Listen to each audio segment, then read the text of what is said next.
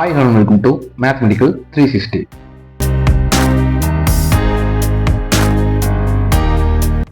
இந்த வீடியோவில் நான் பார்க்குற சப்ஜெக்ட் வந்து பார்த்தீங்கன்னா 10ஆம் வகுப்பு 10th ஸ்டாண்டர்ட் கணக்கு.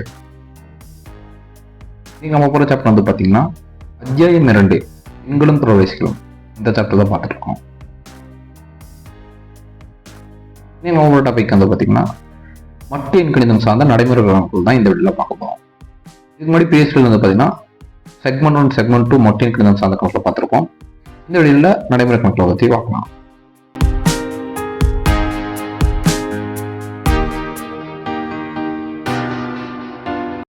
எடுத்துக்காட்டு: ஒருவர் சென்னையிலிருந்து டெல்லிக்கு செல்ல ரயிலில் புறப்படுகிறார். அவர் தனது பயணத்தை புதன்கிழமை 22:30 மணிக்கு தொடங்குகிறார். எந்தவித தாமதமின்றி ரயில் செல்வதாக கொண்டால் மொத்த பயண நேரம் 32 மணி நேரம் ஆகும். அவர் எப்பொழுது டெல்லியை சென்றடைவார்? ஸோ ஒருத்தர் வந்து பார்த்தீங்கன்னா சென்னையிலிருந்து டெல்லிக்கு ட்ரெயின் மூலியமா போறாரு. ஸோ அவர் ஸ்டார்டிங் வந்து ட்ரெயின் ஏற டைம் வந்து பார்த்தீங்கன்னா புதன்கிழமை நைட்டு 22:30. ஸோ 10:30 மணிக்கு ஏறாரு. எந்தவித தாமதமின்றும் செய்யறது, ட்ரெயின் எதுவும் டிலே கிடையாது. ஸோ மொத்த டிராவலிங் டைம் வந்து பார்த்தீங்கன்னா 32 மணி நேரம். அவர் எப்பொழுது டெல்லியை சென்றடைவார்? ஸோ எப்போ டெல்லி போய் சேர்றாருன்னு கேட்காங்க. இது எப்படி மட்டு எண்கணிதத்தோட இன்க்ளூட் பண்ணி நம்ம சொல்யூஷன் கண்டுபிடிக்கலாம்னு பார்க்கலாம். தீர்வு: பயணம் தொடங்கும் நேரம் 22:30. ஸோ அவங்க கொடுத்துருக்காங்க. பயண நேரம் 32 மணி நேரம். ஸோ இங்க நாம் மட்டு 24. அதாவது பார்த்தீங்கன்னா பயண நேரம் 32 மணி நேரம் கொடுத்துருக்காங்க. இங்கு நாம் மட்டு 24 மீனிங் என்னன்னா, ஸோ நம்ம எல்லாமே தெரியும் ரயில்வே டைமிங் எப்பவுமே 24 ஹவர்ஸ் வச்சிருப்பாங்க. ஸோ அப்போ நம்ம எதால டிவைட் பண்ணுங்கிறது பார்த்தீங்கன்னா 24. அதனாலதான் மட்டை நம்ம 24 எடுத்துக்கோம். ஸோ மட்டு மீன்ஸ் நத்திங் பட் எதால நம்ம டிவைட் பண்ண போறோம் வந்து.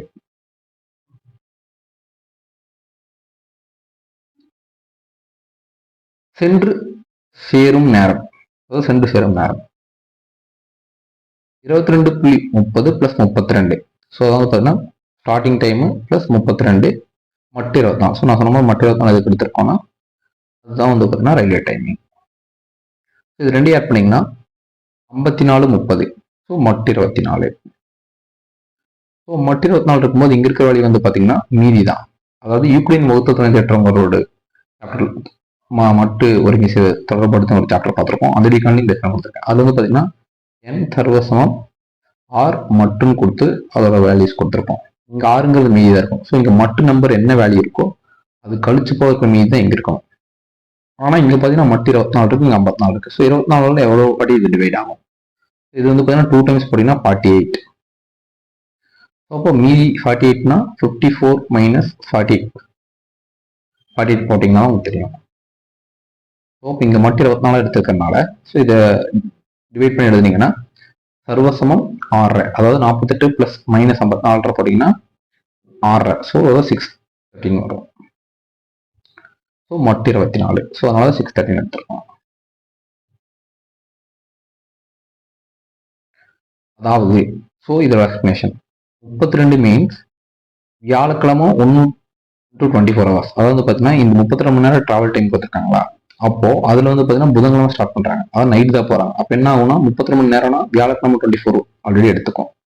பேலன்ஸ் 8 மணி நேரம் வந்து பார்த்தீங்கன்னா வெள்ளிக்கிழமை. ஓகேவா? ஸோ அப்போ 24 + 8 32 மணி நேரம்.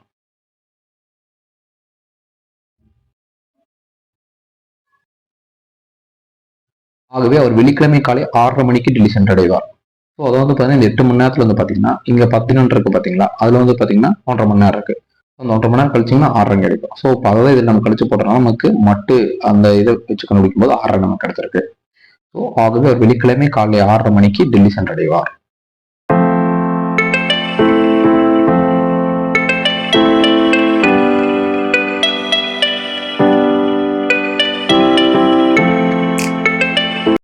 எடுத்துக்காட்டு: கலா மற்றும் வாணி இருவரும் நண்பர்கள்.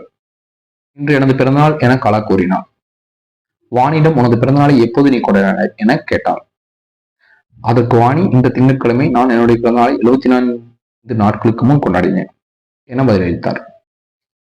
வாணியின் பிறந்தநாள் எந்த கிழமையில வந்திருக்கும் என காண்க.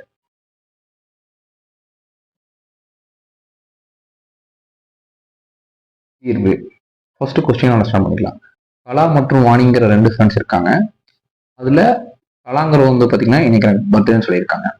ஸோ அதுக்கு வாணி வந்து பாத்தீங்கன்னா எப்போ நீ இந்த பிறந்தநாள் பண்ணணும்னு கேட்டிருக்காங்க. அதற்கு வாணி வந்து பாத்தீங்கன்னா இன்று திங்கட்கிழமை, அதாவது அவங்க சொன்ன டேட் வந்து பாத்தீங்கன்னா கிழமை வந்து பாத்தீங்கன்னா திங்கட்கிழமை. நான் என்னோட பிறந்தநாள் 75 நாளுக்கு. ஸோ இந்த திங்கட்கிழமையில இருந்து முன்னாடி 25 நாளுக்கு முன்னாடி கொண்டாடுங்கன்னு சொல்றாங்க. ஸோ வாணி பிறந்தநாள் கிழமை. ஸோ அவங்க கொடுத்துக்கிறது என்னைக்கு பேசினாலும் அந்த கிழமை கொடுத்துருக்காங்க. நம்மளுக்கு எந்த கிழமையில அவங்க பர்த்டே கண்டுபிடிக்காங்கன்னு சொல்லி கண்டுபிடிக்க சொல்றாங்க.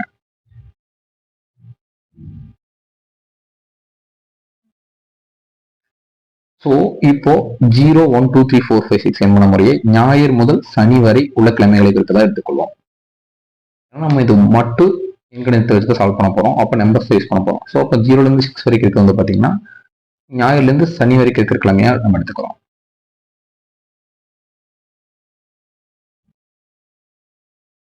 வாணி என்று திங்கட்கிழமை என்று கூறியதால், ஸோ அவங்க வாணி வந்து திங்கட்கிழமைன்னு கூறியதால் அதற்கான எண் 1 என வாணியின் பிறந்தநாள். ஸோ அப்போ திங்கட்கிழமைன்னு சொன்னாலும் நம்ம இந்த லைன் எடுத்துக்கிறது திங்கட்கிழமை 1. வாணியின் பிறந்தநாள் 75 நாட்களுக்கு முன் வருவதால் நாம் 1லிருந்து 75 கழித்து மட்டு 7 காண வேண்டும். ஸோ வாணியோட பிறந்தநாள் வந்து பார்த்தீங்கன்னா 75 நாட்களுக்கு முன் சொல்லிட்டாங்க. ஸோ இப்போ 75 நாட்களுக்கு முன்னுங்கனால நாம் 1லிருந்து, ஸோ அதாவது 75 கழித்து விட்டு, ஸோ 7 காண வேண்டும். ஏனில் ஒரு வாரத்திற்கு 7 நாட்கள். நான் சொன்ன மாதிரி மட்டும் வந்து பார்த்தீங்கன்னா ஒரு வாரத்துக்கு 7 நாள் இருக்கு. ஸோ அப்போ நம்ம 7 நாள் கழிச்சு பார்த்தீங்கன்னா கிழமை உங்களுக்கு கரெக்டாக கம்ப்ளீட் ஆகும். ஸோ இங்கே நம்ம மட்டும் வந்து 7 நாட்கள் எடுக்க போகிறோம். ஸோ இப்போ அவங்க ஒன்றுங்கிறது வந்து பார்த்தீங்கன்னா அவங்க சொன்ன திங்கட்கிழமை டேட், அதனால வந்து 75 1 கழிச்சு சொல்ல போகிறோம்.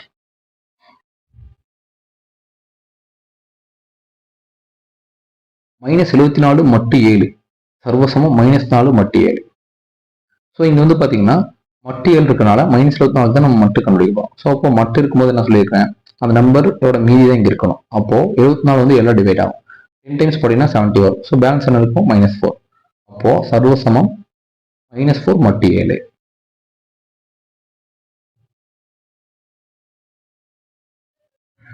இந்த ஸ்டெப்ல வந்து பாத்தீங்கன்னா -4 இருக்கு.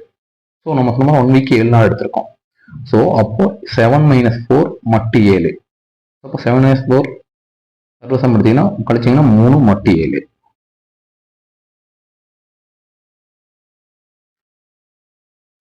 ஏனெனில் ஸோ -74 -3 ஈக்குவல் டு -27 ஆனது 7ஆல் வகுப்படும். ஸோ இப்போ இங்கே நான் சொன்ன மாதிரி இங்கே 75 நம்ம எடுத்துட்டோம். அப்போ இங்கே -4 கழிச்சுட்டு இங்கே 7 நாள் எடுத்துட்டோம். இதில் வந்து -74 வந்து பார்த்தீங்கன்னா -3 ஆட் பண்ணீங்கன்னா 74ஆவது வகுப்படும். ஸோ இப்போ இந்த மட்டும் கரெக்டாக எடுத்திருக்கோம்.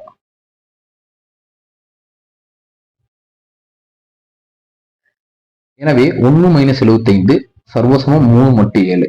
ஸோ இப்போ இதனால இந்த 3 இங்கே வந்துச்சு நமக்கு தெரிஞ்சிருச்சு. ஸோ அப்போ என்ன பண்ணுறோம்னா நம்ம சொன்ன மாதிரி 1லேருந்து 75 கழிச்சு, அதாவது 1 - 75 சர்வசமம் 3 மட்டு 7. ஸோ இதுதான் வந்து ஆக்சுவல் ஃபார்ம்.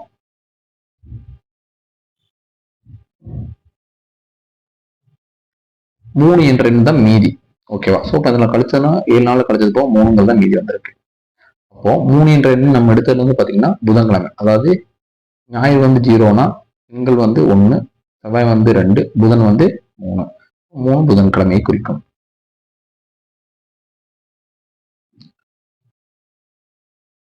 எனவே வாணி தனது பிறந்த நாளை புதன்கிழமை கொண்டாடி இருப்பாள்.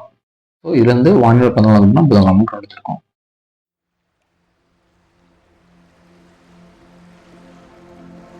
நெக்ஸ்ட் வீடியோல வந்து பார்த்தீங்கன்னா தொடர் வரிசை சீக்வன்ஸ்னா என்னன்னு சொல்லிட்டு நெக்ஸ்ட் வீடியோல பார்க்கலாம். Thanks for watching.